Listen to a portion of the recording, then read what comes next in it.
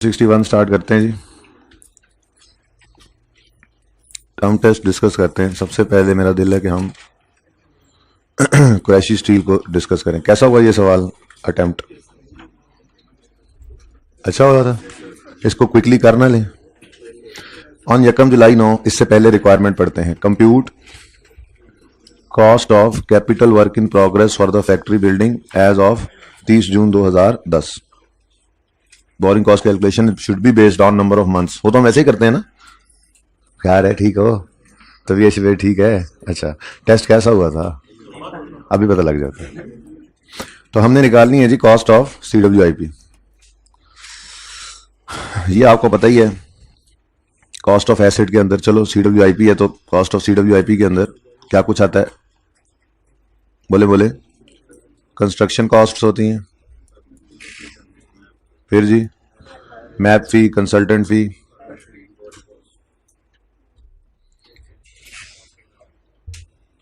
Map या permit फी आ सकती है,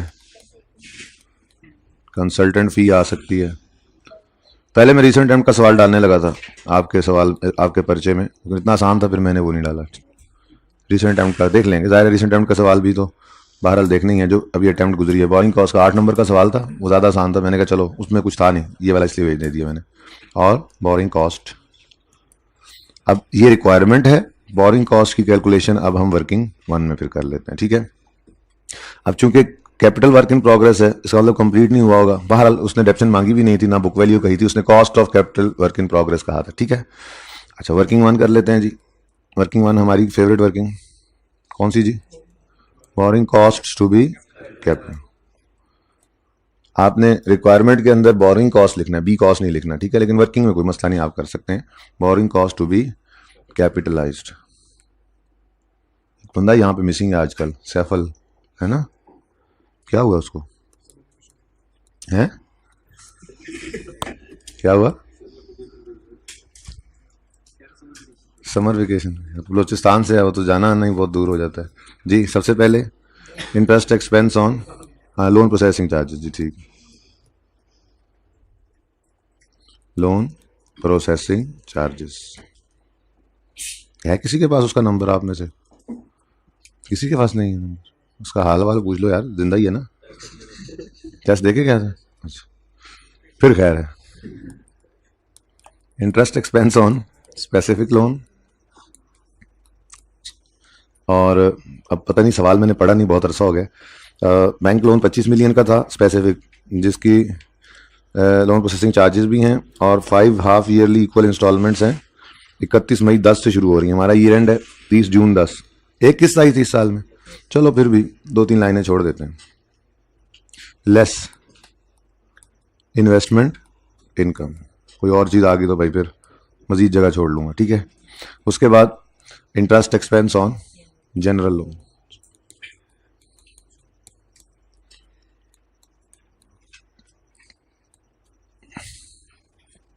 चलो सवाल पढ़ना शुरू करते हैं जी। ऑन यकम जुलाई 2009, Qureshi Steels signed an agreement with Park Construction Limited for construction of a factory building at a cost of 100 million.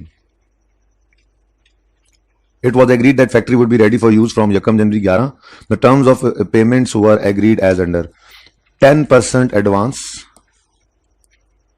payment would be made on signing of agreement, यानी कि यकम जुलाई 2009 पे, ठीक है।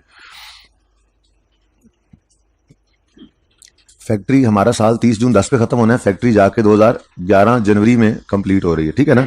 अच्छा, वर्क कंप्लीशन, हमारे लिए वर्क कंप्लीशन की डेट रेलेवेंट नहीं रहेगी क्योंकि ईयर एंड पहले आ रहा है, ठीक है ना। अभी वो बना लेते हैं कमेंसमेंट सेशन वाला।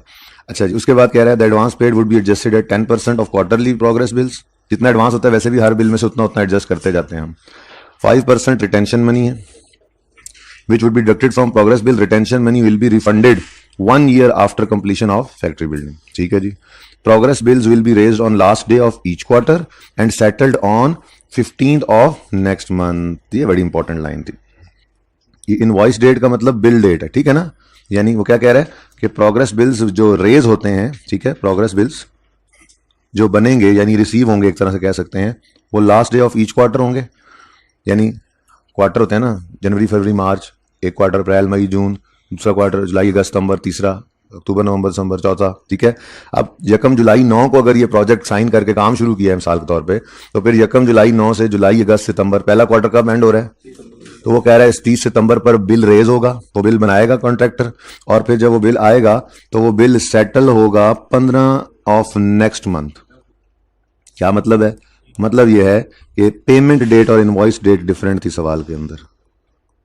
याद है ये बात बताई थी, समझाई थी आपको। एटीएल वाला सवाल भी किया था, अल्फा ट्रेडिंग, ठीक है। तो पेमेंट डेट आपको यहीं पे निकाल लेनी चाहिए थी जी। 30 सितंबर 2009 को अगर बिल रिसीव हुआ है तो वो अक्टूबर 15 को पे होगा 2009, ऐसा ही है। फिर 31 दिसंबर 9 को जो बिल आया है वो जनवरी, ये कितने बच्चों ने आइडेंटिफाई कर ली थी ये बात? बाकी ने पढ़ा ही नहीं इसको, है। टेस्ट कितने बच्चों ने दिया हुआ वैसे? अच्छा, कितने बच्चों को ये बात समझ आ गई थी? आधे तकरीबन। जनवरी 15 2010, 31 मार्च वाला बिल, क्योंकि रिसीट पेमेंट में जो डेट जानी थी वो पेमेंट डेट जानी थी, और एसेट के अंदर CWIP डेबिट वाली एंट्री जो होती है, रिटेंशन मनी, पेएबल, एडवांस, वो वाली एंट्री वो बिल डेट पे होनी थी। याद आ रही है कुछ बातें? भूलना नहीं है। IAS 16 का भी नोट पड़ा हुआ था, थोड़ा ही भूलने देना आपको। आज शायद बुनियाद डाल दें करेक्शन ऑफ एरर के टॉपिक की, ठीक है। आज शायद बुनियाद डाल दें करेक्शन ऑफ एरर की, शायद, क्योंकि IAS 16 हमने पढ़ा हुआ है तो उसकी करेक्शन सिखा दूंगा। तो इसका मतलब यह है कि IAS 16 भूलने दूंगा आपको? नहीं, ऐसे नहीं होगा, ऐसे ही चलता रहेगा कुछ ना कुछ आपके साथ। आपको एक सवाल भी दिया गया था होमवर्क में, उस सवाल के अंदर गवर्नमेंट ग्रांट भी थी, दस्तगी लिमिटेड, कितने जो ने अटेम्प्ट किया वो? कुछ समझ आ रहा था? थोड़ा बहुत आया तो 60-70% सवाल हो गया था। तो इससे ज्यादा और क्या करना था आपने जी? अच्छा, इससे ज्यादा हो जाए तो कर लेना है पर्चे में। अप्रैल 15 2010 और 30 जून वाला जुलाई 15, जो कि हमारी जरूरत, हमारी डेट से हमारा ईयर क्या है? 30 जून 10। तो इसलिए हमें इसकी इंशाल्लाह जरूरत कोई नहीं पड़नी। हम रिसीट पेमेंट बनाते हुए इसको इग्नोर करेंगे, ऐसा ही है। लेकिन डे 1 से सिखा रहा था CWIP की कॉस्ट के अंदर इस बिल ने भी आना, ठीक है। बेटा क्वार्टर पूरा होता है ना, तो 3 महीने में जो प्रोग्रेस होती है उसका बिल भेजता है। तो अप्रैल मई जून 3 महीने काम करके जितनी बिल्डिंग मंजिल 1-2 बन गई उसका बिल भेजा, तो वो बनी हुई बिल्डिंग का ही बिल भेजते हैं। जो प्रोग्रेस बिल रेज हो रहा है, प्रोग्रेस इतनी हो गई, ये लो जी इतना बिल है। 30 जून तक इतनी बिल्डिंग बन चुकी थी, पेमेंट 15 जुलाई को चाहे करो, रिसीट पेमेंट मत लेना, लेकिन एसेट की कॉस्ट में एसेट इतना बन चुका है तभी उसने बिल भेजा है। ये तो हमने पहले दिन ही कहा, मैंने कहा था जिस दिन बिल आएगा उस दिन आपने एंट्री करनी है CWIP debit, advance credit, retention money credit और पेएबल टू कॉन्ट्रैक्टर, और फिर 15 दिन बाद पेएबल डेबिट, कैश क्रेडिट, ठीक है ना। ये बिल्डिंग बन चुकी है, कैसे उसने प्रोग्रेस बिल रेज कैसे कर लिया अगर बिल्डिंग नहीं बनी? 30 जून तो बिल भेज रहा है कि ये बिल्डिंग अगले 3 महीने में बनेगी। नहीं, ऐसे नहीं होता नॉर्मली। ये बिल्डिंग बन गई है भाई, ये पकड़ो बिल, ने कहा अच्छा 15 दिन बाद आके ले जाना, ठीक है, ओके। अच्छा जी, उसके बाद the under mentioned progress bills were received, क्या मतलब? ये ग्रॉस है, ये बिल की अमाउंट गिवन थी, और सही है। अब ये बिल, क्योंकि उसने क्या कहा है, the under mention progress bills were received and settled as per agreement, तो ये ग्रॉस बिल थे। इस ग्रॉस बिल में से 10% एडवांस, 5% रिटेंशन मनी और फिर नेट। वैसे तो आगे जाना चाहिए था ग्रॉस बिल, आपने तो बिल्कुल इधर ग्रॉस बिल लिखा होगा, फिर इधर एडवांस, फिर रिटेंशन, लेकिन अब मैं इस यहीं पर ही बना रहा हूं ना, ठीक है। तो मैं यहां पर जगह बना लेता हूं, 10% एडवांस की भी इधर इस तरह बना लेता हूं, 5% रिटेंशन मनी। गुजारा चलेगा अगर तरतीब ऐसे हो जाए तो? भाई तरतीब ऐसे हो जाए, गुजारा चला लोगे? मेहरबानी है आपकी बड़ी, बहुत कुछ लिखने से मैं बच जाऊंगा। क्यों उलट चल पड़ते हैं, यानी कि इधर ग्रॉस होता था, फिर एडवांस, फिर रिटेंशन, फिर नेट था ना, मैं इधर ऐसे बना देता हूँ, ठीक है। इजाजत है? ग्रॉस बिल आया, ये कहता है नहीं इजाजत, बिल आया, अच्छा उसको बात कर जी। और यार आ जाया करो यार टाइम से, ये कौन सा टाइम है यार, हद हो गई यार। इधर हमने जब कुरैशी स्टील के साथ एग्रीमेंट कर ली, नहीं कुरैशी स्टील ने एग्रीमेंट किया, हम कुरैशी स्टील है जी। ये ग्रॉस बिल रिसीव हुआ, इसमें से उसने कहा भाईजान 30 रुपए दे दें। हमने कहा ठहर जा भाई, थोड़ा तुझे पहले से दे चुके हुए हैं 30%, और सॉरी 30 का 10%, 3 मिलियन, थोड़ा सा रख लेंगे फिर कभी देंगे, कितना 1.5, बाकी भी 15 दिन बाद आके लेना। हाँ, नेट बिल, नेट पेड, बल्कि यूं लिखता हूं, ये यूं लिखता हूं, ऊपर उधर भी ग्रॉस इधर लिखा हो ना, नेट बिल पेड। भाई सवारी बाजी बिठा लें, जगह ना छड़ के बैठा कभी जी। हाँ जी, 30 का बिल आया, हमने कहा 3 पहले दे चुके थे, 1.5 फिर कभी देंगे, और अभी कुछ दिन बाद चेक बना के दे देंगे तुम्हें, कितने का बता दो? हाँ भाई इस तरह से लिखा कोई एतराज तो नहीं है? नए सिरे से कहते हो तो बना लेते हैं, चलेगा ना काम।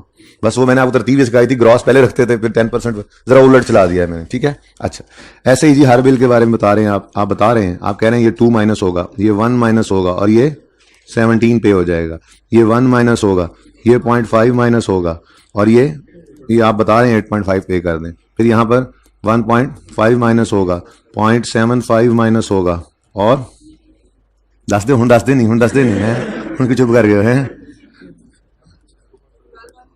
12.7 13 वाला कौन था? वो टार्जन था। 12 ठीक है, ये बिल्स हैं जनाब। अब हमने इधर देखो ना यार, हमने इनवॉइस डेट पर ग्रॉस अमाउंट के हिसाब से बिल रिकॉर्ड करना होगा और पेमेंट डेट पे नेट बिल के हिसाब से पेमेंट करनी होगी। ये yellow with yellow, green with green, ठीक है, गो ग्रीन। तो cost of project has been financed through flowing resources, बह रहे थे ये रिसोर्सेज। इनमें से पहला है राइट इशू, ये भी तो था ना उधार। एक सवाल में देखा था अप्लाई सही नहीं हो रहा था, यहां अप्लाई भी सही हो रहा था, ठीक है ना। तो फुल फ्लैश सवाल था जिसमें तकरीबन सारा कुछ ही आ गया गवर्नमेंट ग्रांट नहीं थी बस इसके अंदर। वो दूसरे सवाल में हम इससे पहले वाले टेस्ट में देख चुके हैं, ठीक है ना। अच्छा, issue of right shares amounting to 15 million. Right shares के बारे में हम बाहर इसकी एंट्रीज वगैरह भी सीखेंगे, बहुत कुछ हमने इसके बारे में भी करना है। फिलहाल तो मैंने सिर्फ आपको ये कह दिया था कि इशू हुए शेयर्स मतलब जैसे ओनर घर से पैसे लेकर आए हैं, ठीक है ना। तो ये राइट शेयर इशू करना, बेसिकली ये राइट इशू का मतलब ये होता है कि एग्जिस्टिंग शेयर होल्डर्स को नए शेयर्स इशू करना। लॉ वगैरह तो आपने पढ़ा ही हुआ होगा, नहीं पढ़ा हुआ लॉ आज तक? अच्छा, ऐसे कुगू बन के बैठे होते हैं जैसे राइट इशू का नाम ही पहली बार सुना हो, ठीक है। एग्जिस्टिंग शेयर होल्डर्स को न्यू शेयर्स इशू करना, ठीक है, ओके। और यार एग्जिस्टिंग हो या नए हो, हमें फिलहाल तो सिर्फ ये देखना है पैसे आए हैं, शेयर होल्डर से आए हैं, कैश डेबिट हुआ है, शेयर कैपिटल क्रेडिट हुआ है। कैश जो डेबिट हुआ है वो हमारे प्रोजेक्ट में इस्तेमाल करना है हमने, ठीक है भाई, इतनी सी बात। हाँ भाई, राइट शेयर्स इशू किए हैं 15 मिलियन के ऑन 1 सितंबर 2009, ठीक है जी। ये बड़ी इंपॉर्टेंट लाइन थी। The company has been following a policy of paying 20% dividend for the past many years। तो ये एक नई चीज हमने यहां पर ऐड करनी थी, डिविडेंड ऑन शेयर्स, हैं क्या? क्यों नहीं लिख के नहीं काटना था पर्चे में जी? क्यों क्यों क्यों क्यों क्यों इग्नोर करना था? क्यों इग्नोर? ये तो आपके लिए मैं लिख रहा हूं, पर्चे में नहीं लिखना था, आपके लिए लिख रहा हूं। क्यों बोले तो उसूल लिखवाया था। नहीं बेटा, मैंने एक उसूल भी लिखवाया था, प्लीज वो नहीं, हंसने की बात नहीं है, उसूल याद कराओ। नहीं, मैंने कहा था इक्विटी बोरोइंग नहीं होती, इसलिए एक ही बात नहीं है, इक्विटी बोरोइंग नहीं होती, इस वजह से इसकी कॉस्ट यानी डिविडेंड भी बोरोइंग कॉस्ट नहीं होती, तो ये कभी भी यहां पे नहीं आ सकता, ठीक है। हाँ लेकिन पैसे तो आएंगे, उनको हम इस्तेमाल भी करेंगे, ठीक है जी। चलो ठीक हो गया जी। उसके बाद क्या हुआ भाई? इसका मतलब ऐसी कोई लाइन पर्चे में दे दे तो this will only be to परेशान you, so you will not be परेशान, you will just ignore this line और you will tell your heart and your mind that equity is not a borrowing, therefore dividend जो कि equity की cost होती है is not a borrowing cost. Next, okay, bank loan of 25 million obtained on 1 December 9। बता नहीं रहा ये specific है या जनरल है, क्यों, कहां लिखा हुआ है? और नीचे जनरल लोन देना इज नॉट अ निशानी that this is specific loan, ये खामोश है इसलिए ये स्पेसिफिक लोन है, यही उसूल बनाया था। वो अलग बात है कि नीचे रनिंग फाइनेंस लिख दिया, खामोश तो उस केस में भी है, पर मैंने कहा था रनिंग फाइनेंस तो हो ही नहीं सकता स्पेसिफिक लोन, वो तो होता ही जनरल पर्पज लोन है, ठीक है ना। तो ये है स्पेसिफिक लोन। इसकी क्या टर्म्स हैं? वो कहता है जी bank loan of 25 million was obtained on 1 December 2009। Loan carries a markup of 13% per annum. Principal is repayable in 5 half yearly equal instalments. 5 million ना भी लिखता तो पता लग जाता कि हाफ ईयरली इक्वल इंस्टॉलमेंट्स हैं, 5 हाफ ईयरली इक्वल इंस्टॉलमेंट्स हैं, तो 25/5 करते तो हम कहते हैं हर 6 महीने बाद 5 मिलियन देना है, लेकिन उसने ये 5 मिलियन भी निकाल कर दे दिया। 25/5 25 का लोन है ना, ओ भाई समझ आ रही है? ऐसे देख रहे हो जैसे जिंदगी पहली बार सवाल का टेस्ट दिया था, कसम से दिया था टेस्ट। अच्छा, ये सवाल किया था हाफ। अच्छा जी, भाई 25 मिलियन का लोन लिया है, 5 बराबर किस्तों में वापस होना है, तो 25 की 5 किस्तें बनानी है तो डिवाइड बाय 5 ही करोगे ना, तो 5 मिलियन की एक किस्त बनती है, लेकिन उसने निकाल के दी हुई थी। ठीक है, क्यों कह रहा है instalment half yearly equal instalment of 5 million each पे करनी है, अलॉन्ग विद इंटरेस्ट, इंटरेस्ट भी देना है, कमेंसरिंग फ्रॉम 31 मई 2010, यानी 6 में। देखो ना, लोन किस दिन आया, यकम दिसंबर 2009 पे। अब दिसंबर का महीना भी था, ये यकम जनवरी से नहीं गिनना था, दिसंबर 2009, क्योंकि 30 जून वाला साल है ना, 30 जून वाला साल है दिसंबर। ये एक मुसीबत ये भी होती है, 30 जून वाला साल आ जाए सवाल में जी। दिसंबर 2009, फिर जनवरी 10, फरवरी, मार्च, अप्रैल, मई, 31 मई तक ये महीने 6 बनते हैं। यकम दिसंबर 9 से 31 मई 10 तक 6 महीनों का इंटरेस्ट जमा 5 मिलियन प्रिंसिपल 31 मई को पे होगा 2010 को। फिर मई, जून, जुलाई, अगस्त, सितंबर, अक्टूबर, ये 6 महीने बनेंगे जिनका इंटरेस्ट जमा अगली किस्त 5 मिलियन की, ये वो 31, गलत गिन गया हूं, सही गिना ना, मई तो गुजर गया ना, जून, जुलाई, अगस्त, सितंबर, अक्टूबर, नवंबर, ये 6 महीनों का इंटरेस्ट जमा लोन की किस्त ये 30 नवंबर की शाम को पे होगी, और फिर उसी तरह से यकम दिसंबर से अगला साल चल पड़ेगा, अगले 6 महीने। ठीक है ना, तो 6 महीने बाद। लेकिन हमारे साल में सिर्फ 31 मई 10 वाली एक पेमेंट आनी थी 5 मिलियन की, और इंटरेस्ट नहीं आना था। ठीक है, अच्छा, ओ हमारा फेवरेट लोन प्रोसेसिंग चार्जेस भी हैं। Loan processing charges of 0.5 million, loan processing charges, ये नंबर तो अभी ले लेंगे, वर डिडक्टेड बाय बैंक। ठीक है, एक तो ये फटाफट लिख दो, ये मुफ्त के नंबर मिस ना हो जाए कहीं बाद में। लोन प्रोसेसिंग चार्जेस उन्होंने खुद दे दिए 0.5 मिलियन। ठीक है, तो सही है, नजर आ रहा है ना सबको, ओके। लेकिन रिसीट पेमेंट में भी इसको ले लेना है, यानी कि जिस दिन लोन आ रहा है उस दिन आपका ये लोन तो आ ही रहा है, साथ ही साथ ये 0.5 मिलियन जा भी रहा है। ठीक है, उसके बाद फिर 31 मई को लोन की वापसी हो रही होगी। ठीक है, प्लस 6 महीने का इंटरेस्ट भी पे होगा। ठीक है, ओ surplus funds which were available were invested in short term deposits at 8%। Investment income ना हो तो मजा ही ना आए, हैं जी, तो ये भी है 8% सरप्लस फंड्स की इन्वेस्टमेंट के ऊपर इनकम का रेट है। Next number 3, cash withdrawal from existing, से भी लग रहा था पता, और रनिंग फाइनेंस ने तो फिर कंफर्म कर दिया, तो है ही कौन सा, जनरल लोन। ठीक है जी, तो ये जनरल लोन का पॉइंट था जी। Existing running finance provide by bank, average running finance balance for the year was 60 million, markup charge by bank was 9 million. ठीक है, अब इस सारे को, वैसे तो यहीं पर ही 1 मिनट का काम है कि हम वो इंटरेस्ट रेट निकाल लें जिसपे कैपिटलाइज करना है, लेकिन आपको पता है हमने जरा एक बात पक्की अपने ज़हन में बिठाई हुई है ताकि ये बात हमें कभी कंफ्यूज ना करे कि जनरल लोन वाली एडजस्टमेंट का हमने क्या करना होता है, लोन का आना, लोन का जाना, लोन के इंटरेस्ट का पे होना, इससे हमें कोई सरोकार नहीं होता। हम सारा सवाल कर लेते हैं, एंड पे हमें डेट ऑफ पेमेंट से सिजेशन या ईयर एंड तक जो इंटरेस्ट निकालना होता है जनरल लोन पर, उसके लिए जब रेट चाहिए होता है तो फिर इस लाल डिब्बे की तरफ आते हैं। अगर एक ही लोन हो तो अल्हम्दुलिल्लाह करके रेट उठा लेते हैं, और अगर ज़्यादा हो तो भी उनको उनकी कैपिटलाइजेशन रेट के लिए जो है वो हम एवरेज निकाल लेते हैं। ठीक है, चलो सवाल फिर शुरू करते हैं जी। सवाल शुरू करते हैं। सबसे पहले मैंने आपको कहा हुआ है कि आपने interest expense on specific loan ये ले लिया करना है, लेकिन आपको पता ही है उसके लिए आपको कमेंसमेंट और सिजेशन भी देख लेनी चाहिए। ठीक है, तो कमेंसमेंट ऐसे करके लिख लेंगे कमेंसमेंट, और इसमें जो लेटर डेट होगी उसी को ही लिख लेंगे, लेटर शेटर हमें पता है अब। ठीक है ना, लें जी, यकम जुलाई 9 पे साइन किया agreement for construction, it was agreed that factory would be ready for use from यकम जनवरी। उन 11 टर्म्स ऑफ पेमेंट ये हैं कि एग्रीमेंट के वक्त 10% पेमेंट हो गई है, तो फर्स्ट पेमेंट भी इसी दिन हो रही है। वर्क स्टार्टेड कहीं लिखा नहीं हुआ, तो इसका मतलब वर्क स्टार्टेड भी यकम जुलाई को ही होगा ना, फिर पहले क्वार्टर के एंड पे वो बिल भी दे रहा है। जब साइन कर दिया एग्रीमेंट, जब 10% एडवांस दे दिया, तो वर्क स्टार्ट भी इसी दिन ही हो रहा होगा ना फिर, इन द केस ऑफ खामोशी ऑफ सवाल। तो वर्क स्टार्टेड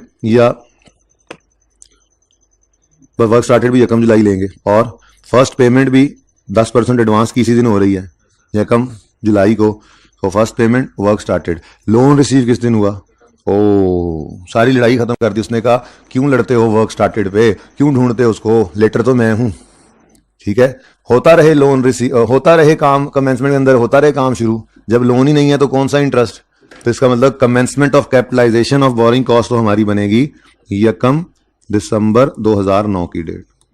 ठीक है जी, अच्छा उसके बाद ये भी मैंने माना कि प्रोजेक्ट हमारा कंप्लीट जब हो रहा है उस दिन की डेट हमें गिवन है, लेकिन हम क्या कर सकते हैं उस डेट का, हमारी सीजेशन जो है वो सीजेशन वर्क कंप्लीशन तक गई नहीं, बल्कि पहले ईयर एंड आ गया 30 जून 2010। इसका मतलब ये हुआ कि हमें सिर्फ इतने अरसे की बोरिंग कॉस्ट कैपिटलाइज करने की इजाजत है, वो है 7 मंथ्स। ठीक है जी, ओके, समझ आया? कितने बच्चों ने ऐसे कर लिया था? चलो, लग जाएगा पता। अच्छा जी, अब 1 दिसंबर से 30 जून तक 7 महीने बनते हैं, जिसमें दिसंबर, जनवरी, फरवरी, मार्च, अप्रैल, मई, ये 6 महीने तक 25 मिलियन आउटस्टैंडिंग रहा। 31 मई की शाम को 5 मिलियन रीपे हो गया, तो 20 मिलियन आउटस्टैंडिंग रहा। मैंने कहा था जितनी किश्तें आ जाए ना आपके साल के अंदर, उतनी दफा आपको interest expense on specific loan निकालना पड़ता है। कितने बच्चों को ये बात याद रही थी? हाथ कम होते जा रहे हैं यार, इतना आसान सवाल था, पता नहीं क्या करते हैं आप लोग जी। और कहीं पे भूल गया, क्या बोला, सस्पेंशन भी डाल देनी चाहिए थी सवाल में, जहन से निकल गई, अब याद आ रहा है। चलो कोई बात नहीं, पता ही आपको, अगर सस्पेंशन आ जाती, रूटीन वाली होती तो इग्नोर कर देते, नॉन रूटीन होती तो हम क्या करते, मंथ्स लिखते जाते और फ्रैक्शन लगाते हुए थोड़ा सा गैप रख लेते। ठीक है, चलो कोई नहीं, अब आपको ये रिवाइज तो हो ही गया, उतना मसला ही कोई, सस्पेंशन है ही बड़ा आसान। ठीक है जी, कोई मंथ से अंत नहीं लिखेंगे, हम सुकून से सवाल करेंगे। 25 मिलियन इंटू इंटरेस्ट रेट कितना है, 13%। देखो ना, interest expense on specific loan लेने के लिए हमें रिसीट पेमेंट का इंतजार भी नहीं करना पड़ता। अब आखिरी 2 मिनट पर्चे में पड़े थे तो ये लिखकर पर्चा दे दिया आपने, नहीं अगला काम किया तो ये नंबर 2 तो मिल गए ना। तो ठीक है, तो 25 मिलियन क्या रेट है इंटरेस्ट का, 13%। अब इंटू 6/12, 7/12 करने वाले 6/12 आएगा, और 7वां महीना तो 20 मिलियन के हिसाब से होगा 13% इंटू 1/12। ठीक है जी, कितने बच्चों ने सही कर लिया था? कम होते ही जा रहे हैं हाथ। Next thing is investment income and interest expense on general loans. ठीक है जी, तो ये दोनों चीजों के लिए ही हमें रिसीट पेमेंट चाहिए होता है, और रिसीट पेमेंट के लिए हमें नंबरिंग चाहिए होती है सवाल। ठीक है, तो नंबरिंग करते हैं जी बच्चों। सबसे पहले तो मेरे ख्याल में 1 सितंबर को, उससे पहले 1 जुलाई, 1 जुलाई एडवांस पे हो रहा है, नंबर 1। फिर जुलाई अगस्त गुजरा ही था कि सितंबर को इक्विटी आ रही है। कहा था आपको कि कुछ भी नहीं पड़ा हो तो प्रोजेक्ट शुरू हो सकता है। ठीक है, जनरल लोन का जिक्र कर दिया ना, वहां से करो पेमेंट, काम तो शुरू। हाँ, अगर स्पेसिफिक बेटा होगा तो ना, स्पेसिफिक लोन है ही नहीं तो आप क्या, आप पेमेंट ही नहीं कर रहे, आप कह रहे हो कॉन्ट्रैक्टर जरा सब्र करो। ठीक है, जब तक स्पेसिफिक लोन नहीं, पहली पेमेंट तो हमें स्पेसिफिक करनी है, वो खत्म होगा तो जनरल पे जाएंगे। ठीक है, ऐसा नहीं होता।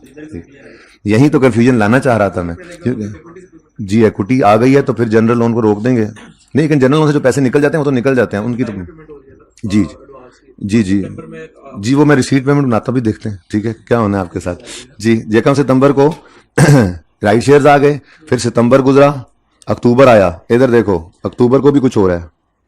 अक्टूबर को यहाँ पे कहाँ पे लिखूं, 30 के साथ लिख लूं, ये 25, ये 3, ठीक हो गया। फिर अक्टूबर में और कुछ हो रहा है, बोलो, आपको तो बहुत कुछ हो रहा है दिल को। नवंबर में कुछ हो रहा है, दिसंबर में लोन रिसीव हुआ, साथ ही लोन प्रोसेसिंग चार्जेस भी इसके। तो जरूरी नहीं होता सारा सवाल सही करना, जो फिगर सही पहुंचाई होंगे उनके नंबर मिलेंगे भाई, क्या हो गया, जो फिगर सही पहुंचे होंगे उनके नंबर मिलेंगे, टेंशन ना लिया करें। अच्छा, उसके बाद लोन प्रोसेसिंग चार्ज, सारा गलत नहीं होता जी, एक पहली फिगर गलत होने से सारा सवाल गलत नहीं होता। जिसने जहां जहां जो स्टेप सही किए होंगे, गलती पे गलती, नंबर कैरी फॉरवर्ड नहीं होते, मार्क्स मिलेंगे आपको। सवाल अटेम्प्ट करना, हाँ यही आप लोगों का मसला है, कर दिया करें अटेम्प्ट। वैसे आपको पता था गलती हो गई है, ये भी तो है ना। बेटा अभी बना लेते हैं सीट, चलें बेटा पूरी बात याद करें। अच्छा जी सुने, चले सुन, ये इसीलिए टेस्ट में दिया था, बड़े खुश आए थे, देख लो। ठीक है बेटा, देख लेते हैं ना, अभी रिसीट पेमेंट बनना नहीं है। वैसे मैंने ये बात थोड़ी देर पहले की है, लेकिन जरा सब्र कर जाओ जी। 1 दिसंबर को लोन आया, प्रोसेसिंग चार्जेस माइनस हो गए, उसके बाद दिसंबर में और कुछ हो रहा है, प्लीज चुप करें भाई, चुप कर जाओ। दिसंबर में और कुछ हुआ, जनवरी में इज है एक पेमेंट, नंबर 5। फिर जनवरी में और कुछ, फरवरी में, मार्च में भी कुछ नहीं है, अप्रैल में, फिर मई में इज, ये मई में नंबर 7 आ गया। ओह 7 तक कभी पहुंचा ही नहीं था सवाल। रिसीट पेमेंट भी कभी 7 तक गया था? चला गया आज। कहा था आप लोगों को कि ध्यान सवाल करना।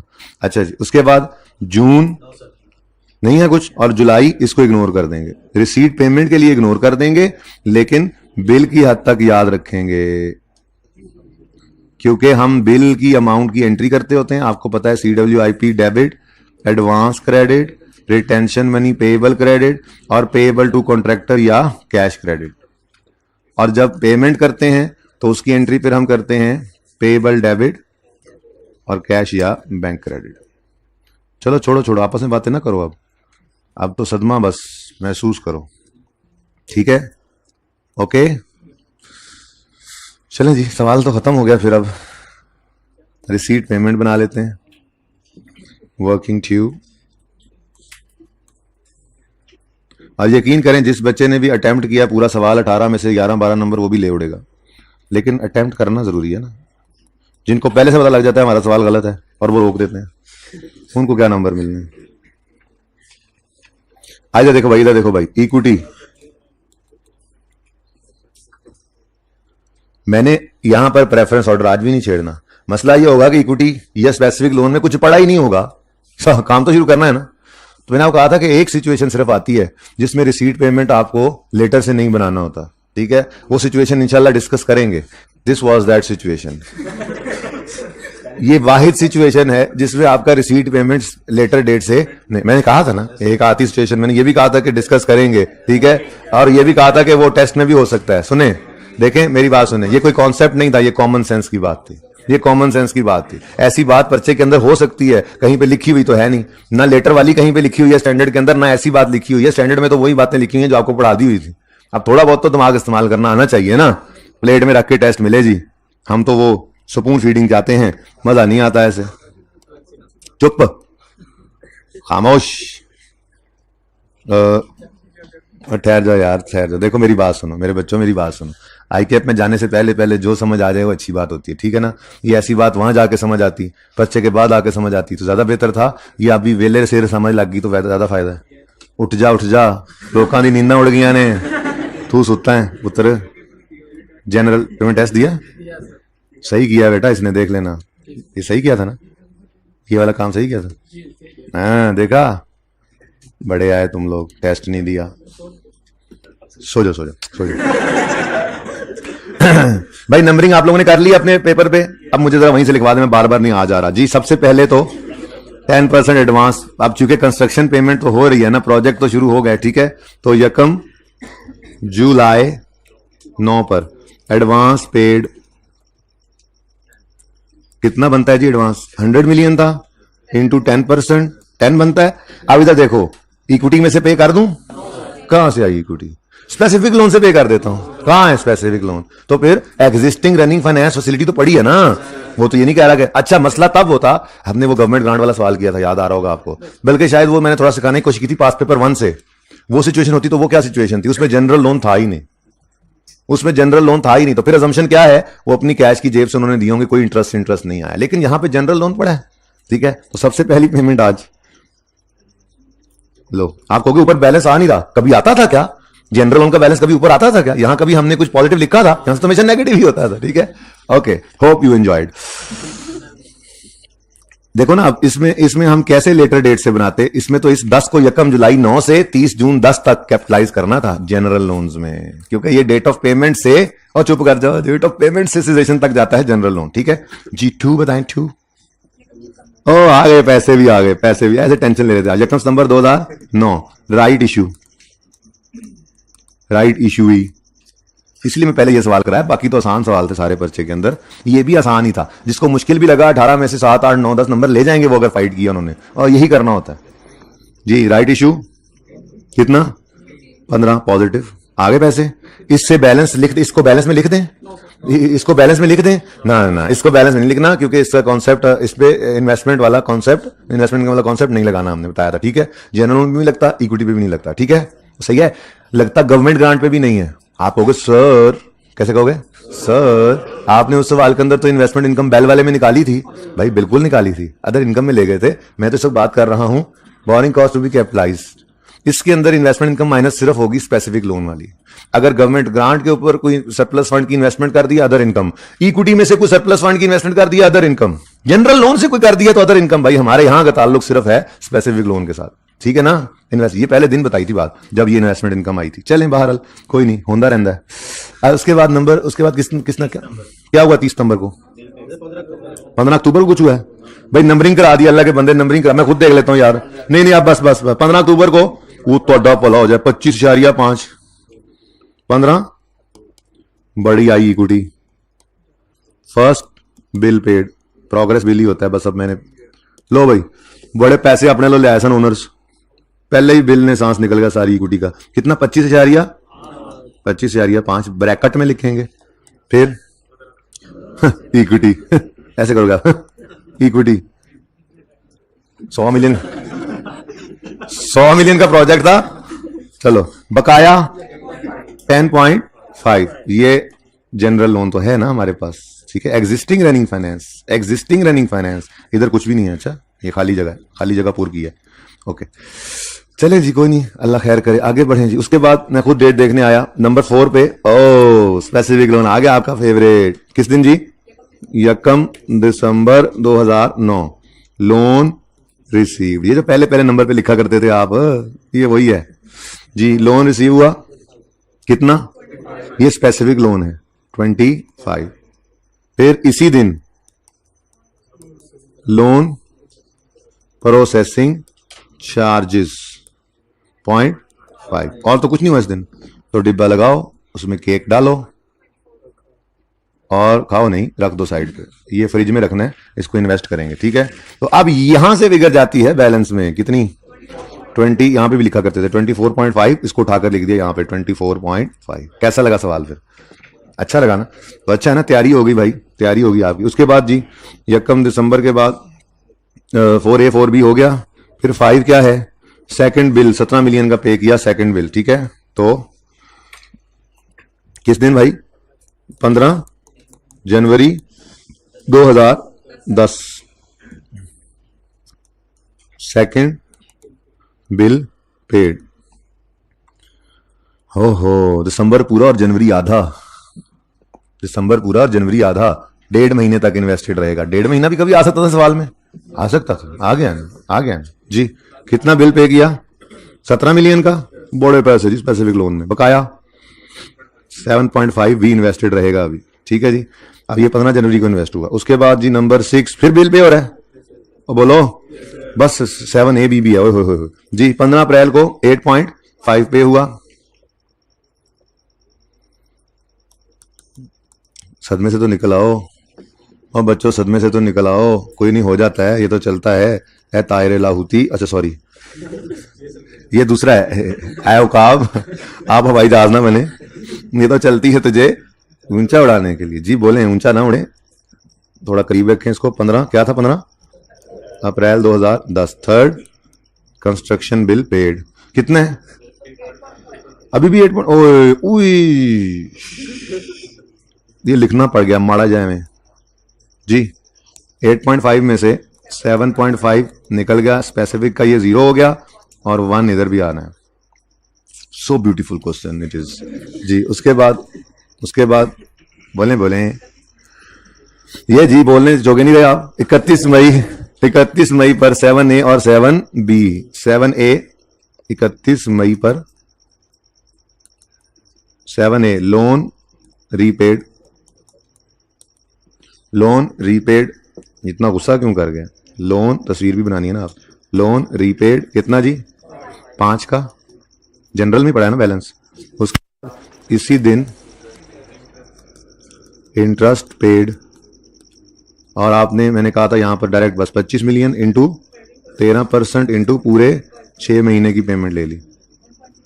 1.63 भी कर दें, चलो 6 ना, चलो ठीक है जी, ठीक। अब ये दोनों एक दिन पे हैं, डिब्बा लगा लो ताकि एक ही बार इंटरेस्ट रेट लगा लो, और तो कुछ नहीं करना सी, और को 1.5 लाख जी। 6.63 लें जी, that was the beauty of this question student. अगर सस्पेंशन हो तो इंटरेस्ट पेड में कैलकुलेट करने में फर्क आएगा या फिर वो एज इट इज रहेगा? इंटरेस्ट क्यों नहीं आएगा, क्यों नहीं आएगा, वही तो करते हैं। अगर सस्पेंशन आ जाए और बस ना ये खलो जो यार, अगर सस्पेंशन आ जाए तो ये बटे में फासला डाल देते थे। उधर डालते हैं नहीं नहीं नहीं नहीं, पेमेंट के लिए बात करनी है। बैंक ने नहीं आपसे इंटरेस्ट लेना रोकना, बैंक ने 6 महीने का इंटरेस्ट लेना है। आपने कहा जी 1 महीना सस्पेंशन रही है, उन्होंने कहा तो मैं की करा, पैसे मोड़ते सन, पैसे तुम्हारे पास ही पड़ा है ना, ठीक है। चलें जी फिर शुरू करते हैं जी। हंस क्यों रहे हैं, ये हंसी है या हादसा है? हादसा निकल गया आप लोगों का, ये हंसी है ना हादसा है सर, ये हादसा है, ये है एक्सीडेंट है। ओके शुरू करें जी।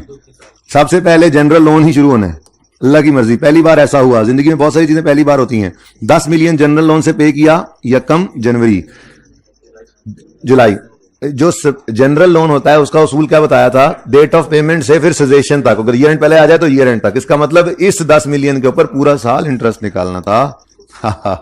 तो पहली बार ऐसा हुआ कि लेटर डेट से हमने नहीं बनाया, तो भाई ये वो सिचुएशन है जिसमें अगर आप लेटर डेट से बनाएं तो गड़बड़ है, वरना हर सिचुएशन के अंदर आपका वो काम चल जाना था। मैंने कहा था कि 99% क्वेश्चन जो हैं वो इस तरीके से हो जाते हैं कि लेटर से बनाएं। जो 1% नहीं होते वो आपके साथ मैंने आज डिस्कस कर लिया, अब तसल्ली हो जाएगी आपको, इंशाल्लाह मसला नहीं होगा। सर यही तो हमारा अच्छा तैयार था सर, ऐसे करते हैं, हाँ ऐसे ही करते हैं, ऐसे ही करते हैं। 10 मिलियन इन्वेस्टेड रहा, सॉरी जनरल लोन है, मिलियन जनरल से निकला और अब हमें जरूरत पड़ी हमारे इंटरेस्ट रेट निकालने की, तो वो अब क्या अलग से वर्किंग करनी, यही निकाल लेते हैं। 9 बाय रेट कितना है जी, रेट कितना है जी 9 बाय 60 इंटू 100 15%। लो ये यहीं पर ही निकल आया, इसकी अलग क्या वर्किंग करनी। चल भाई लाल डिब्बे तेरी सिर्फ हमें इतनी ही जरूरत थी।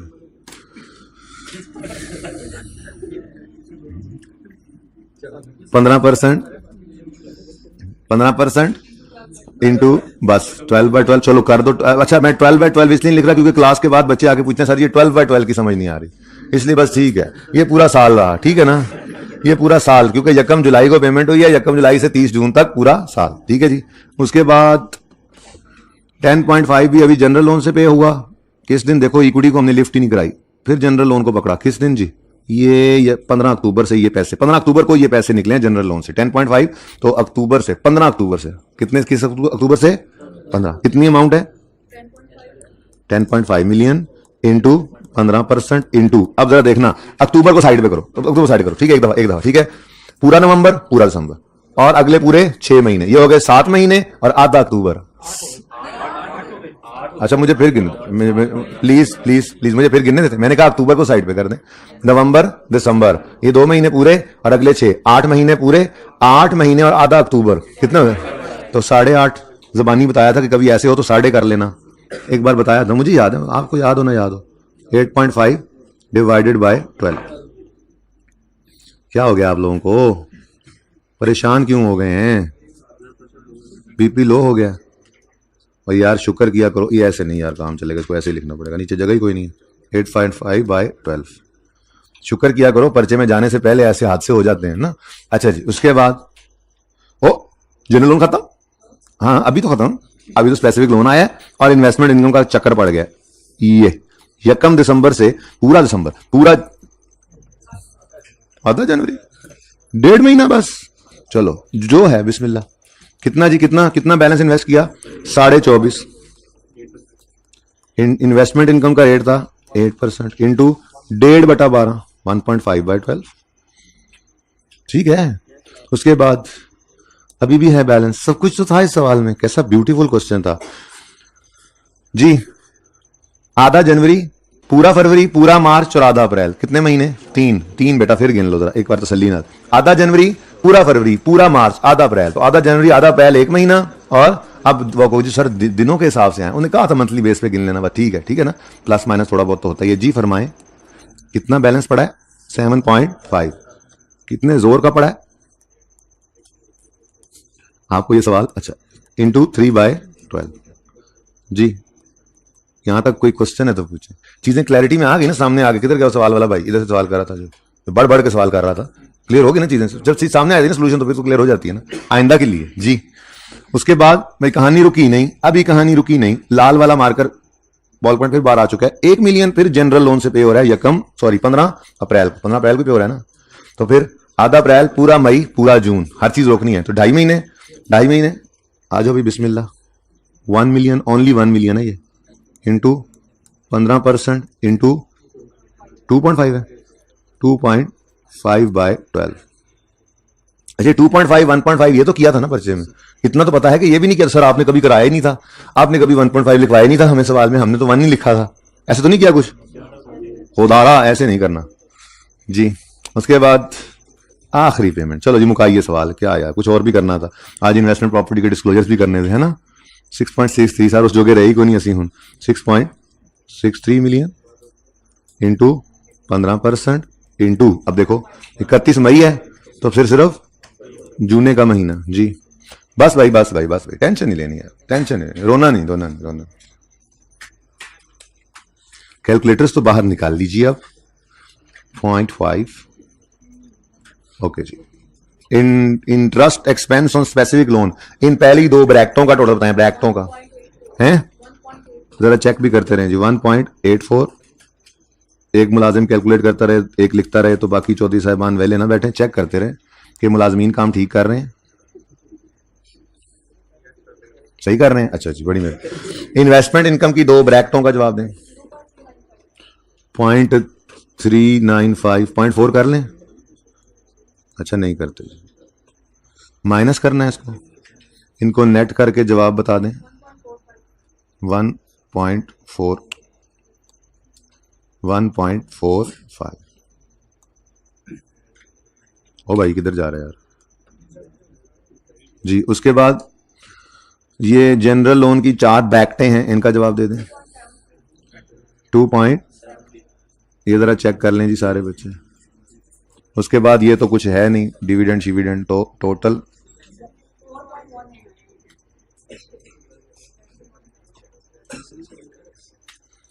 4.18। कैसा जबरदस्त सवाल था। अच्छा जी अब इधर देखें 4.68 है जी, जो आंखो जरा इसको एक बार तसल्ली से देख लें। अच्छा कुछ बच्चे बोले जा रहे हैं, पता नहीं क्या ताजियत कर रहे हो एक दूसरे से। अभी सवाल पूरा नहीं हुआ, ठीक है, अभी तो ये 4.68 निकला है, ये वाली फिगर 4.68, लेकिन चूंकि ये रिक्वायरमेंट है इसलिए अब इसके ऊपर लाजमी लिखना था, जिसने ना लिखा हो 1 नंबर काट लेना उसको।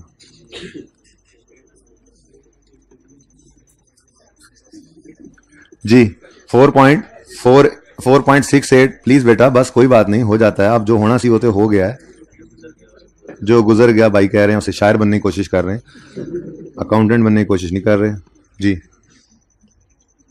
अच्छा एक और चीज भी अब ज़हन में आ रही है, कंसल्टेंट या परमिट फी भी डालनी चाहिए थी, ये 2 चीजें मुझसे रह गई, लेकिन चलें आ जाती तो आप कहते जी ये तो मुफ्त के नंबर होते हैं ना, सचमुच जी।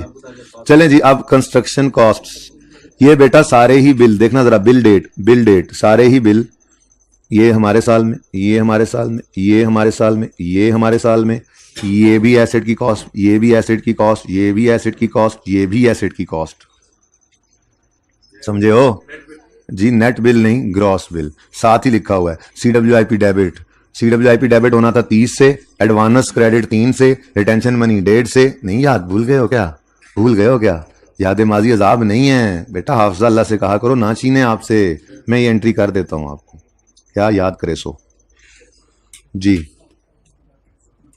ये ग्रॉस बिल से मैंने कहा था हमेशा एंट्री करनी है, ग्रॉस बिल आया आपने एंट्री की, ये मैंने लिखवाया भी था, लाल रंग से मैंने मार्कर से लिखा था, ग्रॉस बिल। CWIP में हमेशा ग्रॉस बिल डेबिट करना है आपने, ग्रॉस बिल डेबिट करना है, लिखा हुआ मिल भी जाए शायद मैं जाके देखूं तो, उस तरफ मैंने बोर्ड पे भी लिखा था, इधर भी लिखा हुआ मिलेगा, लाल मार्कर से लिखा था ताकि आपको याद रहे, फिर नहीं याद रहा जी। CWIP डेबिट 30 से, हाँ वो बिल लेके आया, हमने कहा भाई साहब कुछ पहले दे चुके, कुछ फिर कभी देंगे, रिटेंशन मनी पेएबल, और कुछ 15 दिन बाद ले जाना, कैश आज भी नहीं पे हुआ, पेएबल टू कॉन्ट्रैक्टर 25.5। तो ये एंट्री हर बिल आने के ऊपर होती जानी थी, CWIP debit 30, CWIP debit 20, CWIP debit 10 और हमारे ही साल के आखिरी दिन ये बिल भी आ गया CWIP डेबिट 15 मिलियन से, ये भी पहले दिन से खप रहा था। तो कंस्ट्रक्शन कॉस्ट लेनी थी हमने, पेमेंट्स नहीं लेनी थी। डे 1 से यही समझा रहा था। तो 30 10 ते 15, कैसा लगा फिर सवाल? 30 जमा 20 जमा 10 जमा 15 टोटल हो गया। ये क्या 100 मिलियन का प्रोजेक्ट और सिर्फ 75? अभी वर्क इन प्रोग्रेस है। अभी अगले साल के कुछ महीनों के अंदर 2 बिल आने मेरे ख्याल से, है ना? कब खत्म होना है ये? 1 जनवरी 11 को। ओए होए होए, अभी तो पूरा 6 महीना पड़ा है। 6 महीने में एक बिल अब आएगा 30 सितंबर पे और एक आएगा 31 दिसंबर पे अगले साल। हर क्वार्टर के बाद बिल आता है ना। अभी 2 बिल आने हैं, जितने की मर्जी है, हमें क्या, हमारा सवाल तो हो गया खत्म।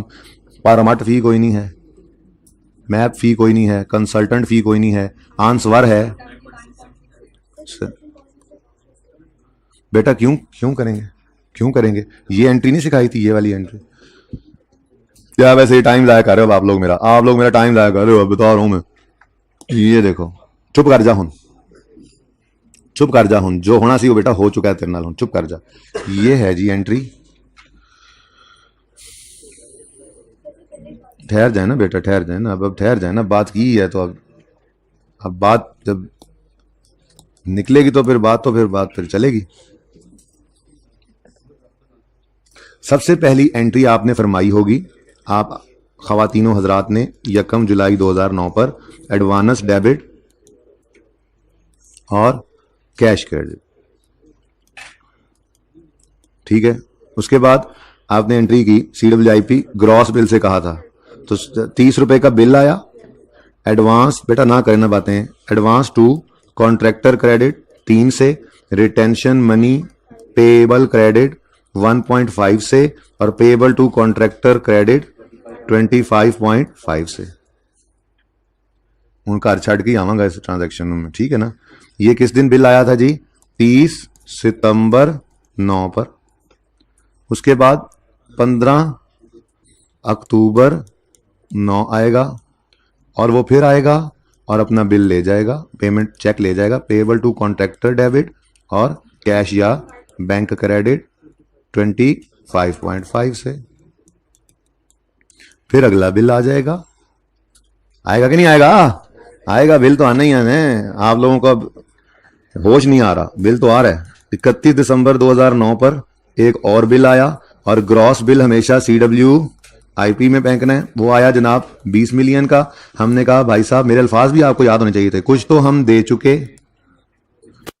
कभी दे देंगे, बाकी कभी कहते हैं अभी ले जाओ, कभी कहते हैं 2-4 दिन में ले जाओ। 1 और बकाया पेएबल टू कॉन्ट्रैक्टर 17 और फिर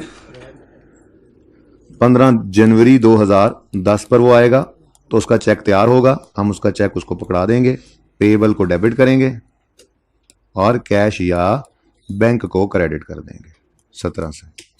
अब मजीद 2 बिल मैं नहीं लिख रहा, ऐसे कहानी चलनी है। अब मुझे ये बताएं कि क्या एडवांस इस तरह से ऐड नहीं हुआ? जब हमने बिल ही ग्रॉस लेना है, 4 बिल CWIP में रिकॉर्ड होंगे ग्रॉस अमाउंट से, 30, 20, आगे वही एंट्री सारी चलेंगी, 10 और 15। अब मुझे बताएं टोटल कितना कंस्ट्रक्शन कॉस्ट में ऐड हो चुका है? 75 मिलियन। इसमें से एडवांस कितना हमने एडजस्ट कर दिया, जरा इसका टोटल करना, ठीक है जी। ये जो 10 रुपए दिए थे ना बेटा, वो 10 आहिस्ता आहिस्ता करके, इमाम वाला सवाल भूल गए आप लोग? उस सवाल के अंदर हमने पूरा प्रोजेक्ट कंप्लीट कर लिया था। तो मैंने कहा था 100 रुपए का अगर प्रोजेक्ट है, 25-25 का बिल आ रहा है, ठीक है। आपने अगर 100 रुपए के प्रोजेक्ट का जो है वो एडवांस दिया हुआ, मिसाल के तौर पे 25% आपने एडवांस दे दिया, ठीक है, 10% एडवांस दिया। कितना दिया जी? 10% एडवांस दिया, ठीक है। तो आपने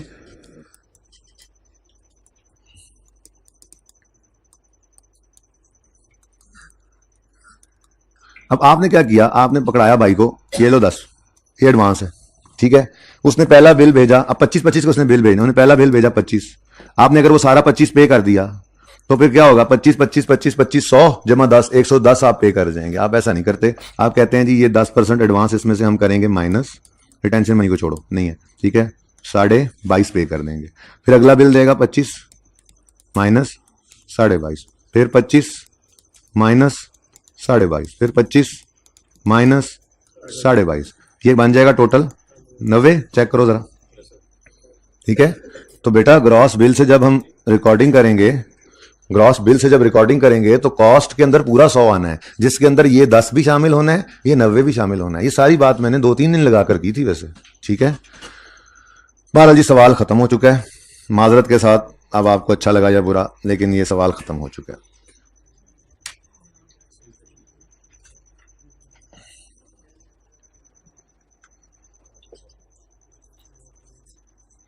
सारा दिन ही सवाल पे लगा दिया, बनता नहीं था वैसे, आपस की बात है, बनता नहीं था। ज्यादती किया आप लोगों ने, ज्यादती किया आप लोगों ने। ये घर पे होमवर्क करना है अब आज, साथ में अब 2 सवाल और होमवर्क में करने हैं, 3 और करने हैं। मैंने डिस्क्लोजर्स भी डिस्कस करने हैं आज। IAS 40 खत्म कर देंगे ना। अब करेक्शन ऑफ एरर की तो बुनियाद पढ़ नहीं सकती, कल ही करेंगे। कल मेरा दिल है फिक्स एसिड के टॉपिक से रिलेटेड रेक्टिफिकेशन करवा दूं। करेक्शन ऑफ एरर ICAP ने एज अ चैप्टर पिछली बार इंक्लूड किया है, और उसको इतना पसंद है कि उसने सवाल भी दिया इस दफा पेपर के अंदर। सवाल भी करेक्शन ऑफ एरर का, प्योरली सवाल, वो जो इंट्रो के लेवल का होता था, सस्पेंस अकाउंट और ये सारा कुछ, वो उसने करवाया है। तो इसलिए बराए करम वाह मेहरबानी। मैं कहा 7-8 नंबर का सवाल था, और क्या 1 नंबर का सवाल उसने दिया जी। तो इसलिए करेक्शन ऑफ एरर वैसे तो 3 को दिन का टॉपिक होता है, लेकिन क्योंकि आप लोगों ने इंट्रो नहीं पढ़ी होती तो वो मुझे 7-8 दिन, 10 भी लग सकते हैं, 7-8 दिन प्लान होते हैं उसके अंदर। इसमें 1 दिन BRS पे भी लगता है, 1 दिन बैड आउटफुट डेट पे भी लगता है, 1 दिन या 2 दिन इन्वेंट्री पे भी लगते हैं। अब सोचता मैं इसी तरह से हूँ 1 दिन, लेकिन वो 1.5 दिन 2 दिन आगे बढ़ते भी जाते हैं। फिर इसके साथ साथ प्रैक्टिस भी चल रही होती है, तो ये कोई 8-10 दिन का प्रोजेक्ट है। लेकिन इसकी इंपॉर्टेंस इसलिए ज़्यादा है कि करेक्शन ऑफ एरर का टॉपिक खुद भी है, और इसने IAS 8 के साथ भी मिक्स होना होता है, और NPU के अंदर भी हो सकता है मिक्स। वैसे तो EPS के अंदर भी करेक्शन करवा सकता है, कैश फ्लो में भी करेक्शन करवा सकता है, लेकिन ज़्यादा जो मिक्सिंग इसकी होती है वो कैश फ्लो के टॉपिक में एक्सपेक्टेड होती है। उससे भी ज़्यादा IAS 8 के अंदर तो एरर होते ही होते हैं जिनकी करेक्शन हम कर रहे होते हैं, ठीक है ना। तो इसकी अपनी सिग्निफिकेंस तो है ही है, जो अब आगे शुरू हो रहा है। हम एक दूसरी ग्रिड में दाखिल हो जाएंगे कल से इंशाल्लाह। ये 41 नंबर की ग्रिड तैयार हुई है, इस पर टाइम सबसे ज़्यादा लगता है, मार्क्स इसके खैर थोड़े तो नहीं है। वैसे देखा जाए तो 41 नंबर इसमें से आते हैं, वो कहते हैं 40 नंबर आते हैं, लेकिन मेरे हिसाब से इससे बहुत ज़्यादा आते हैं, क्योंकि IAS 16 के 22-23 लेक्चर्स जो हैं वो सिर्फ IAS इस ग्रिड के अंदर नहीं टेस्ट होते, वो हर टॉपिक के अंदर ही पहुंचा होता है, ये आप खुद देखेंगे। तो सबसे ज़्यादा टाइम इस ग्रिड पे लगता है, और नंबर इतने नहीं हैं जितने अगले ग्रिड्स में नंबर हैं, और टाइम कम है, ठीक है ना। तो अब अगली ग्रिड के अंदर आपने IAS 8 करना है, IAS 1 करना है, अगर करेक्शन ऑफ एरर करना है तो IAS 1 ये सेनिक्विटी 3 दिन का टॉपिक है, फिर IAS 8 6 दिन का है। चलो हम 4-5 दिन एक पे लगा लें, 7-8 दिन दूसरे पे लगा लें, एडिशनल जिसको कहते हैं। तो भी ये मैक्सिमम ज़्यादा से ज़्यादा टाइम लेने वाला टॉपिक जो इस वक्त हमारा बचे हुए टॉपिक्स में से होगा वो कैश फ्लो का टॉपिक है, जो अराउंड 10 लेक्चर्स लेता है, इससे ज़्यादा नहीं लेता। उठा के देख लें आप, जितने मर्जी बच्चों से पुरानों से पूछ लें, कोई भी उस्ताद करवाता है ना, कोई भी, तो इतना की दिन ही इतने हैं। कोई 8 दिन में करवा देते हैं, कोई 7 में करवा देते हैं, कोई 10 में, कोई 12 में, इससे ज़्यादा ये बस अराउंड इतना। वो तरतीब हर बंदे की अपनी डिफरेंट होती है, ठीक है ना। तो सबसे मुश्किल वक्त वही था जो मैंने आपको कहा था, IAS 16 कर लो, हिम्मत कर लो। अभी उसमें थोड़ी सी हिम्मत और भी करनी है, 2-3 चीज़ें छोड़ी हुई हैं मैंने, अब मैंने कहा चलो वो एंड पे कर लेंगे, ठीक है ना। अच्छा चलें जी, अब आपका ये क्वेश्चन नंबर 3 था जी। जी क्वेश्चन की क्या, क्वेश्चन है नहीं आपके पास बेटा? ये तस्वीर खींच नहीं ली आप लोगों ने? नहीं, ये एंट्री छोड़े आप, ये तो ऐसे ही डिस्कशन है, ये इसकी क्या जरूरत है?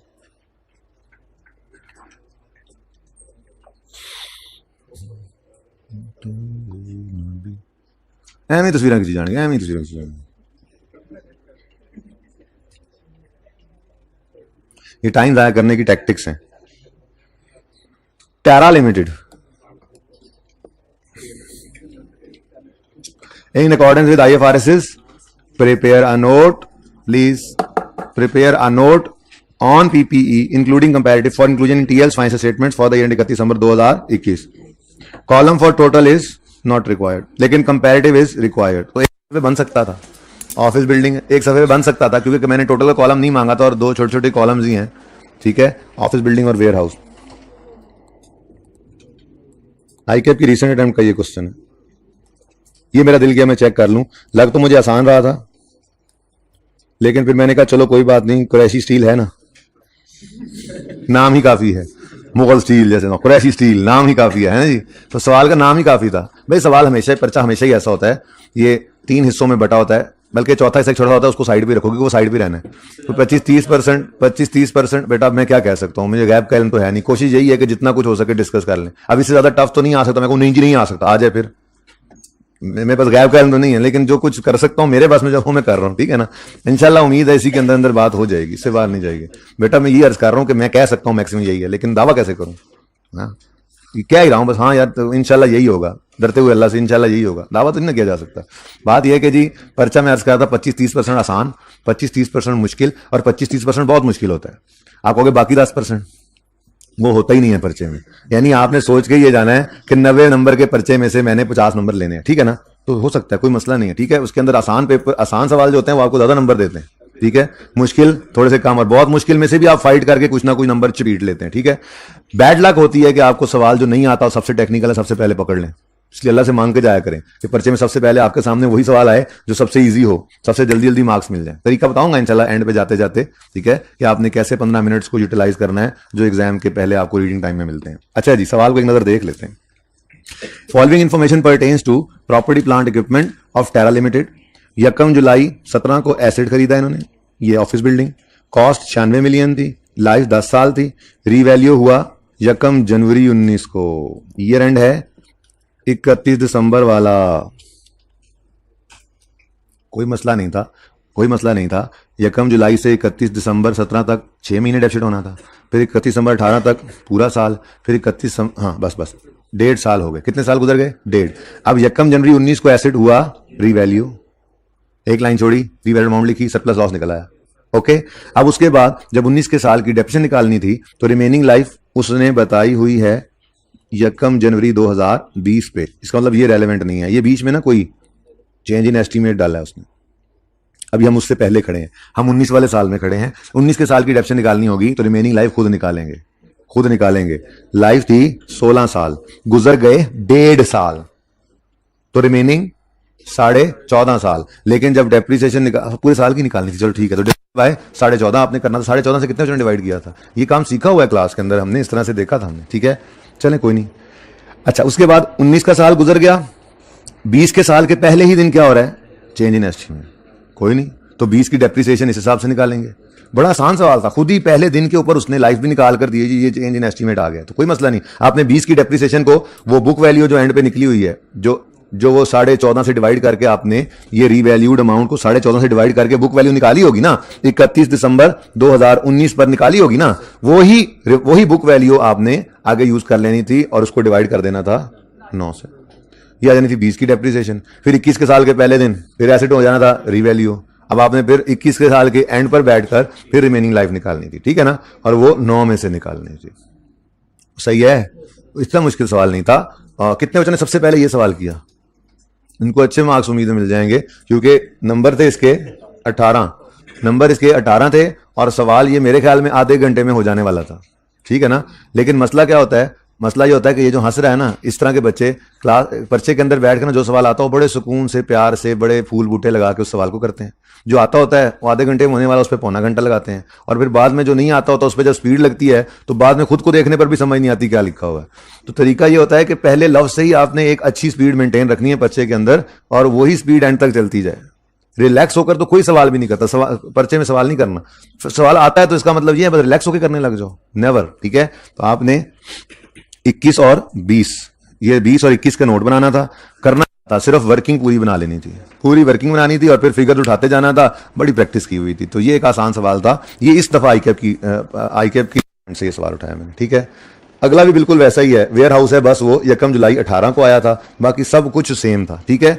तो ये सवाल अब आप वैसे चाहती भी मार लेंगे, आईकैप के रीसेंट अटेम्प्ट का सोल्यूशन जाकर देख सकते हैं, पर आई वुड सजेस्ट कि आप इसको एक बार दोबारा कीजिएगा पूरे जोश जज्बे के साथ, और फिर इसका सोल्यूशन आईकैप की वेबसाइट पे जाकर ओपन करके देखिएगा, कहेगा कॉन्फिडेंस मिलेगा। अच्छा देखो सब कुछ ये भी सही, ये भी सही, ये भी सही, 50, 60, 70% सवाल सही, तो वो कॉन्फिडेंस तो फिर ऐसे ही मिलेगा, सोल्यूशन देख के नहीं मिलेगा। तो एक ट्राई और कर लो, घर जाके इसको कर लेना। क्रैशी स्टील आप बेशक दोबारा नहीं भी करोगे तो फिर पर्चों के दिनों में कर देना, टेस्ट के सवाल आ गया ना, ठीक है ना, तो रिवीजन करते हुए कर लेना। जब कभी बोरिंग कॉस्ट रिवाइज करना तो ये सवाल कर लेना।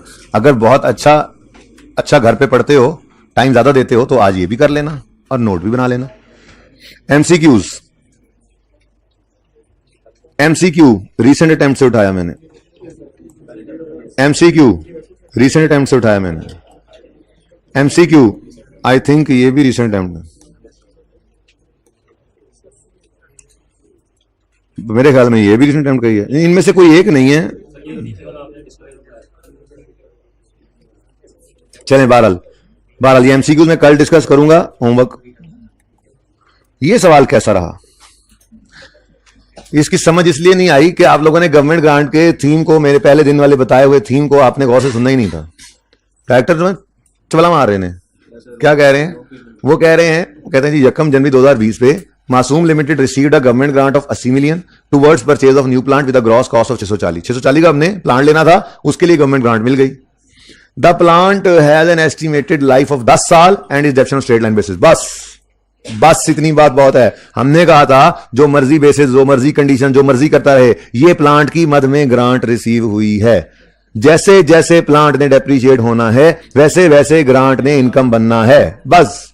बाकी वो जो मर्जी कहानियां करता रहे बेटा, ये आपको मैंने कहा था बेसिक थीम है इसका, IS-20 का बेसिक थीम है। अब आगे उन्होंने क्या कहा, गवर्नमेंट ने कंडीशन लगाई, गवर्नमेंट ने कहा one of the term of grant is that sale of plant before 31 दिसंबर 23।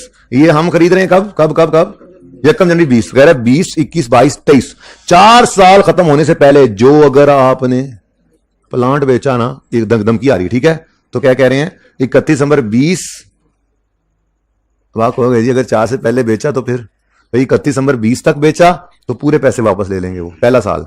अगर दूसरे साल में बेचा तो 75% वापस लेंगे हम, तीसरे साल में बेचा तो 50% लेंगे, चौथे साल में बेचा तो 25% वापस ले लेंगे आपसे, ठीक है ना। हाँ, 4 साल के बाद बेशक बेच दो, साढ़े वालों, ठीक है। आपने इस बात, ऐसी कोई बात लिखी नहीं हुई है कि आपने बेचना या नहीं बेचना। 10 साल में डेप्सिट करना है, 10 साल पे इनकम होना। खुदा ना खास्ता अगर ऐसा कोई मामला हो जाता, को वापसी शापसी हो जाती, फिर देखते हैं ना, ठीक है। अब वो क्या कहते हैं, accordingly director propose to credit the statement of profit और लॉस विद 20 मिलियन 80 का 1/4 being the amount of grant they believe has been earned in to the year ended दिसंबर 20 as 1 year out of restriction has passed. आप कहोगे directors आपका point of view दुरुस्त नहीं है। हमने ये गवर्नमेंट ग्रांट रिसीव की है प्लांट की मद में, तो जैसे जैसे प्लांट डेप्रिशिएट होगा 1/10 ही ग्रांट जो है वो इनकम में जाएगी, ठीक है। आपके व्यू से हम मुत्तफिक नहीं है, ये आप कह देंगे, कोई बात नहीं, हक पे बोलना चाहिए, डायरेक्टर है तो क्या हुआ जी। ML accounts for grant as a separate item of deferred credit in its statement of financial position. ML has no intention of selling plant before end of its economic life. इतनी लंबी line लिखी हुई है कि हमने 10 साल इस plant को यूज करना है, तो फिर ग्रांट भी 10 साल पे इनकम में जानी, ठीक है। तो इसका सोल्यूशन अंग्रेजी में पढ़ा, और वैसे उन्होंने सिर्फ सोल्यूशन नहीं, उन्होंने कहा था बैलेंस शीट और इनकम स्टेटमेंट के एक्सट्रैक्ट्स बना दो, वो तो मैं बना दूंगा, ठीक है। इनकम स्टेटमेंट में क्या जासी, डेप्रिसिएशन एक्सपेंस जासी और ग्रांट इनकम जासी, एक ही साल का है ना, शुक्र ग्रांट इन कॉमे जी। प्लांट खरीदा भाई साहब 640 का, कोई इसकी रेजुअल वैल्यू शुक्र है, डिवाइड बाय 10, पूरा साल ना, क्यों 1 जनवरी 20 को प्लांट भी आ गया है और 31 दिसंबर 20 पे खड़े हैं, तो पूरा साल 31 दिसंबर 20 60 ग्रांट इनकम ऐसे ही 80 डिवाइड बाय 10 8। कितने बच्चों ने ऐसे किया था? हाँ, तो ये नंबर ही थे, ठीक है। उसके बाद बैलेंस शीट के एक्सट्रैक्ट्स, लेकिन वो अंग्रेजियों पर लिखने, स्टेटमेंट ऑफ फाइनेंस जैसे लिखा होता है, स्टेटमेंट ऑफ फाइनेंशियल पोजीशन। जिसने SOFP लिखा हो ना, ओ भाई साहब मैं आपसे मुखातिब हूं, जिसने SOFP लिखा हो ना, आधा नंबर काट लेना उसको, ठीक है ना। इनको यहां सजा नहीं ना मिली तो ये आगे ऐसे बढ़ते जाएंगे, ठीक है ना। 0.5 काट लेना इनका, okay. Balance sheet, national college of arts, sorry, non current assets, पौधा आया 640, plant debit cash credit, year end पे depreciation expense debit accumulated depreciation. हाँ भाई,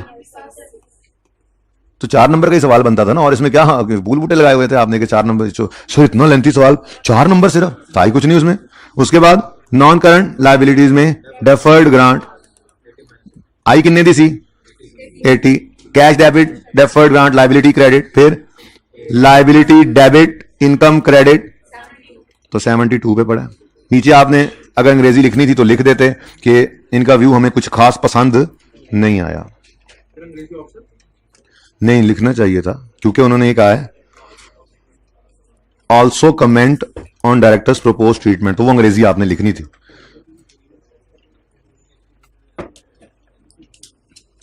अभी ये फाइनल तो नहीं है सोल्यूशन, लेकिन मेरे ख्याल में क्या आंसर आया था हमारा 79.67 ही था थोड़ी देर पहले, अभी जो मैंने, ओए गलत हो गया हमारा तो जवाब, 79.68 है हमारा, सोल्यूशन में 79.6, ओए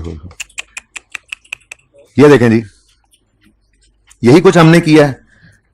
31 दिसंबर 2000 31 दिसंबर 2000, ये करंट नॉन करंट और करंट लिखी हुई अलग अलग, कोई बात नहीं है, आपको पूरे नंबर मिलेंगे। क्योंकि मैंने कहा था कि मैं खुद भी अपने सॉल्यूशंस के अंदर, किताब के अंदर भी करंट नॉन करंट अलग करता था, लेकिन आई कैप बिल्कुल भी नहीं कर रहा है इसको, हर दफा ही नॉन करंट रख रहा है। तो फिर मैंने भी कहा आप लोगों को क्या मुसीबत में पड़ना, वरना मुश्किल काम नहीं है। अगर वो कह दे ना खुद से करंट नॉन करंट बाइफरकेट करो तो कोई मुश्किल नहीं है। क्या आप कहोगे जी ये कितने गया, ये 72 जो है लाइबिलिटी है, जिसमें से अगले साल फिर 8 इनकम में जाने, तो वो करंट और बाकी नॉन करंट है 72 ही, ठीक है। तो भाई पूरा 72 मार्क्स ही मिलेंगे। आमिर साहब देखते रहा करें जी, आप मोबाइल में किससे बात कर रहे हैं, मुझे भी बताओ जरा। आज मुझे भी बता ही दो आज। भाई ये देखें प्राइवेट 72 ही है, ठीक है। तो 72 ही आपने लिखना था प्लीज। किसी ने बाइफरकेट कर दिया तो ठीक है, उसको भी पूरे नंबर मिलेंगे। जिसने नहीं किया 72 लिखा उसको भी पूरे नंबर मिलेंगे। असल कहानी तो ये थी, directors propose treatment is wrong as grant is taken to P&L to match against the efficient expense of rated plant, thus grant income shall be recognised over useful life of plant instead of conditional period, ठीक है। और यही अंग्रेजी आपने लिखनी थी कोशिश करके। फिर मैंने कहा छुट्टी हो गई है, सबर करें, 1 मिनट सबर करें, आखिरी बात, आखिरी गाल सुन लो, फिर जा ही रहे होते। इसको होमवर्क में करने की कोई जरूरत नहीं है, ये हो गया। होमवर्क के अंदर एमसीक्यूज करने हैं आपने, और होमवर्क के अंदर आपने ये नोट बनाकर आईकैप के रीसेंट टाइम से उसको मैच करना है, और ऐसे दिल आपका खुश हो जाएगा इंशाल्लाह, ठीक है। अगली बात बेटा ये पढ़ाया नहीं मैंने, sorry. DL uses revaluation model and account for net replacement method, जो हमने किया हुआ। वैसे मैंने ग्रॉस भी कराया था एक क्लास में, ठीक है, शायद आपको भूल गया हो। नेट रिप्लेसमेंट वैल्यू मेथड कहते हैं एलिमिनेशन मेथड को, रीवैल्यूएशन के दिन, और चुप कर जाओ, अल्लाह तुम लोगों को हिदायत दे। रीवैल्यूएशन के दिन जितनी एक्युमुलेशन पड़ी होती है सारी ट्रांसफर करते हैं, ये है एलिमिनेशन मेथड या नेट रिप्लेसमेंट मेथड। आगे कहता है मैक्सिमम पॉसिबल ट्रांसफर करते हैं, सरप्लस टू रिटेन्ड अर्निंग, हमें भी पता है। रीवैल्यूएशन की है सगीर ने, ये 1 नंबर मुफ्त का था, सगीर या कबीर जो भी है। Last revaluation was performed on फलां दिन बाय फलां, 1 नंबर इसका होना था, 1 या 1.5 जो भी है। आईकैप की मार्किंग स्कीम भी होती है, ओपन करके देखना, लेकिन कब, जब पूरी ईमानदारी से देखो। देखो बच्चों एक बात याद रखो, आईकैप का पेपर पास करना हमारा अल्टीमेट ऑब्जेक्टिव है, ठीक है ना। यहां पे आप सवाल करके साथ वाले को दिखा लो, देखो मैंने सारा सही किया, और सोल्यूशन को चाहती है मार मार के किया, तो आप निशाने अदर देंगे, क्या फायदा। यहां पे सारे टेस्ट, ऐसे बच्चे भी इक्का दुक्का सेशन में बाद में मिलते हैं आके, सर सारे टेस्ट पास थे, पेपर फेल हो गया। क्यों पास थे, अभी उसको भी पता होता है। होमवर्क के अंदर भी आदत नहीं है सोल्यूशन बगैर, टेस्ट के अंदर भी आदत नहीं है साथ वाले से या ऐसे हेल्प लेके तो टेस्ट देना नहीं है। अगर दिया नहीं है तो बाद में सोल्यूशन सामने रखा, हाँ सही है, मैं भी यही सोच रहा था। एडजस्टमेंट पढ़ी सोल्यूशन, सर ने सही बनाया सोल्यूशन, ठीक है। आईकैप का पेपर कर रहे हो, एडजस्टमेंट पढ़ी सोल्यूशन, आईकैप तुमने सही सोल्यूशन बनाया हुआ है। ये कौन सी अप्रोच है, ये पास होने वाली अप्रोच नहीं है। आप हंस रहे हो, पास होने वाली अप्रोच नहीं है ये, ठीक है। पूरी ईमानदारी से आपने सवाल करना है 18 into 1.8 करके, ठीक है। एक और काम लेते जाएं। आपका कल वाला सवाल मैंने आपका कल वाला सवाल मैंने यहां पर आपका नोट किया हुआ था, सप वाला सवाल, ये याद है सवाल। इस सवाल के सॉल्यूशन को आपने सामने रखना, और इसको सामने रखते हुए आपने IS 40 में डिस्क्लोजर्स को पढ़ना है। ये मैंने पढ़ाने थे, वैसे तो मैंने सारे फिर भी पढ़ाने हैं, लेकिन आप एक दफा अगर पढ़ के आ जाए ना कभी, ओए होए होए अखीर हो जाए, ठीक है। ये सारा काम आपने ऑलमोस्ट किया हुआ है। कुछ एक डिस्क्लोजर्स हैं जो मैंने समझाने हैं आपको एडिशनल, वो मैं आपको समझा दूंगा। तो इंशाल्लाह कल हम रेक्टिफिकेशन IS 16 की भी स्टार्ट कर देंगे। उसका करेक्शन बहुत इंपॉर्टेंट है, क्योंकि IS 8 के अंदर वो बहुत ज्यादा एक्सटेंसिवली लेकर चलता है इस करेक्शन को, IS 16 वाली, ठीक है। और वैसे भी सवाल आ सकता है करेक्शन ऑफ एरर का IS 16 से, ठीक है ना। तो उसको मिक्स करते हुए साथ ही रेक्टिफिकेशन पे थोड़ा हाथ सीधा हो जाएगा, फिर टॉपिक भी साथ साथ। ये नहीं होगा कि टॉपिक ही चल रहा है, मैंने जो टॉपिक रिवाइज कराना होगा वो आधे घंटे में कराऊंगा, आधे घंटे में रिवाइज करा के उसके बाद, ठीक है ना। वो सही है। जिंदगी रही तो कल मिलेंगे। अल्लाह हाफिज।